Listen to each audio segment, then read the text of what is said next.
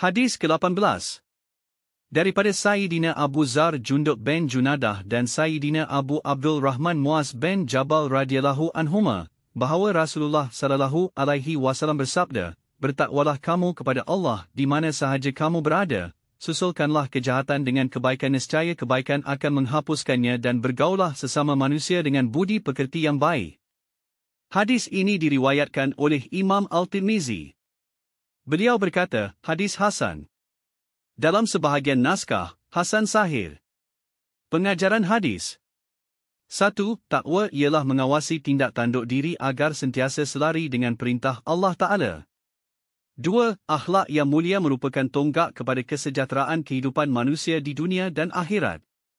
3. Setiap perbuatan dosa mestilah disusuli dengan istighfar dan bertaubat serta mengerjakan amal soleh. 4. Pergaulan yang baik akan merapatkan lagi hubungan silaturahim dengan semua pihak.